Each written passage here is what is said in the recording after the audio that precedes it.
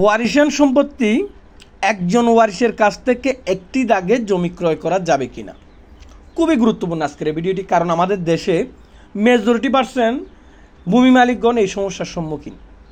বা ওয়ারিশান সম্পত্তি যারা একজনের কাছ থেকে এক দাগে ক্রয় করেছেন, আপনাদের ভবিষ্যতে কি হবে।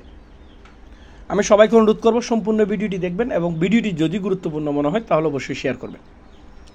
যারা ওয়ারিশান সম্পত্তি, আমি যদি একটু উদাহরণ দিয়ে বলি, ধরেন আপনি কোনো একজন ব্যক্তির কাছ থেকে একটি জমি ক্রয় করবেন, উনি ওনার বাবা থেকে সম্পত্তি পাবে 20%, কিন্তু আপনি একটা দাগে একজন ওয়ারিশের কাছ থেকে 20% জমি ক্রয় করে নিলেন।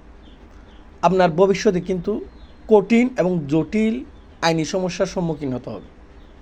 কেননা ওনার অংশীদার ওয়ারিশ যারা আছে, ওরা যদি আপনার বিরুদ্ধে বা এই জমি ক্রয় করার পর যখন আপনি নামজারি করবেন, এই নামজারির বিরুদ্ধে যখন মিসকেস করবে, সাথে সাথে আপনার নামজারি বাতিল হয়ে যাবে।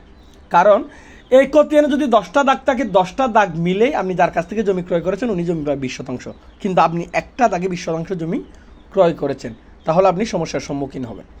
আর যারা অলরেডি ক্রয় করে ফেলেছেন, আপনাদেরও কিন্তু সমস্যার বা আইনি জটিলতার সমস্যার সম্মুখীন হতে হবে যদি আপনি যার কাছ থেকে জমিটা ক্রয় করেছেন তার অংশীদার ওয়ারিশদের সাথে আপোষনামা না নেন।